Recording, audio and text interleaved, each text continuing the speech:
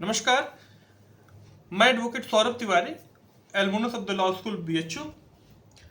आज 7 जुलाई 2025 को honourable NGT प्रधान पीठ नई दिल्ली की 3 सदस्यीय पीठ के समक्ष बीएचयू में अवैध रूप से जो चंदन के पेड़ चोरी हुए, चुराए गए, उनका पातन किया गया 8 पेड़ वर्ष 2018 और 23 में अक्टूबर माह में, उसके अलावा जो विभिन्न प्रजातियों के आम, गोल्ड मोहर और महुआ और कटहल, इन सब के जो पेड़ काटे गए, उसके अलावा बहुत पेड़ काटे गए, लेकिन जितना मैं सबूत जुटा सका उस पर मैं लड़ा।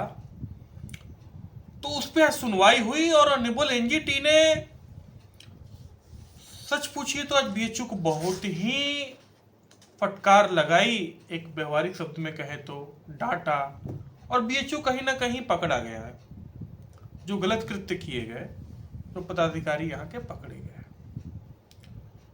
ऑनरेबल एनजीटी ने पूछा बीएचयू से सवाल कि इतनी सुरक्षा के बाद बीएचयू कैंपस से बाहर कैसे गई चंदन की लकड़ी? कोई गठरी वठरी तो थी नहीं। आपके कैंपस में लंका गेट से ऑनरेबल जस्टिस सुधीर अग्रवाल साहब, जो माननीय इलाहाबाद उच्च न्यायालय के एडवोकेट, बहुत ही नामी जस्टिस रहे और काफ़ी मेरिट पे सब लोग उनके सामने बहस करते थे। श्री राम जन्मभूमि केस पे उन्होंने निर्णय भी दिया। उस पीठ के हिस्सा थे 3 सदस्यीय बेंच के। उन्होंने कहा, चूंकि वो बीएचयू में कई बार कार्यक्रम में आए गए हैं, तो उन्होंने कहा कि लंका गेट से जो चौकीदार आपके हैं, चारों तरफ सुरक्षा है, गेट है, सीसीटीवी फुटेज है, सामान तो मान लीजिए बाहर से कोई चला गया, लेकिन अंदर से कैसे आया? कोई गठरी तो थी नहीं। उसके अलावा जो महत्वपूर्ण बात ये रही, जब ये जैसे ही क्वेश्चन काउंटर हुआ तो बीएचयू के काउंसिल ने कह दिया कि वो तो सैपलिंग थी साहब, वो चंदन का पेड़ नहीं था, सैपलिंग थी। उस पर तुरंत टोकते हुए ऑनरेबल मिस्टर जस्टिस चेयरपर्सन प्रकाश श्रीवास्तव साहब ने कहा कि क्या बहस कर रहे हैं आप, सैपलिंग की बात कर रहे हैं? जब कोई पेड़ चंदन का ग्रोथ करता है तो सुगंध आना चालू होता है। आप एफआईआर में देख लीजिए, एक जगह आप चंदन कह रहे हैं, दूसरी जगह आप टिम्बर शब्द इस्तेमाल कर रहे हैं, कीमती लकड़ी।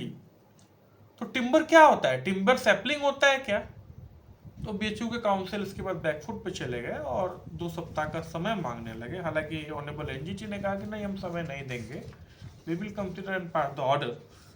उसके पहले सुनवाई का जो महत्वपूर्ण हिस्सा था वो ये था कि मैंने काउंटर किया था कि भाई ये जो 12 पेड़, विभिन्न और भी पेड़ काटे गए, लेकिन जो 12 मुख्य पेड़ काटे गए चंदन के अलावा, वो आखिर काटे गए, उस पर पीछे अगस्त 2024 की घटना, भौतिकी विभाग की एक शोध छात्रा को बेसिस बनाया गया है कि उस शोध छात्रा जो है पाम के पेड़ को गिरने से जो है वो बहुत ही महीनों भर्ती रही ट्रामा सेंटर में, और इसी वजह से जो है 12 पेड़ काट दिए गए। ऑनरेबल एनजीटी ने पूछा कि आपकी हॉर्टिकल्चर डिपार्टमेंट ये कैसे डिसाइड करेगा, बीएचयू के काउंसिल से पूछा कि हॉर्टिकल्चर डिपार्टमेंट कैसे डिसाइड करेगा कि कौन से पेड़ काटने हैं, कौन से नहीं काटने? जिसको काटना है वही वेरीफाई करेगा इस चीज को। हॉर्टिकल्चर डिपार्टमेंट का काम फॉरेस्ट्री एडमिनिस्टर करना नहीं है।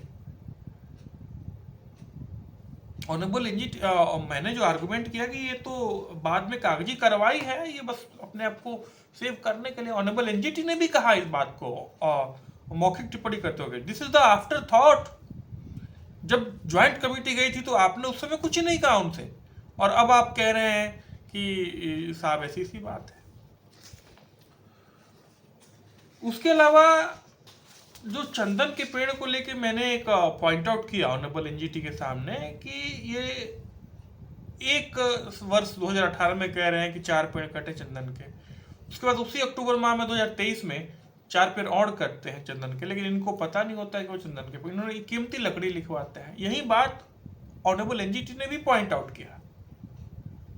जो केंद्रीय पर्यावरण मंत्रालय के तरफ से एडवोकेट अपीयर हुए थे, उन्होंने भी ज्वाइंट कमेटी की रिपोर्ट पे जो है उस पर काफ़ी कुछ रिलाई किया।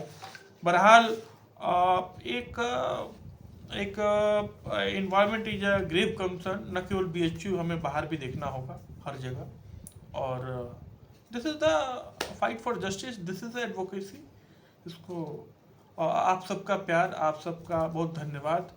आप सबका प्यार मिलता है मुझे और आशीर्वाद मिलता है, और यही मेरी पूंजी है और इसी के साथ मैं आगे बढ़ना चाहूँगा। धन्यवाद।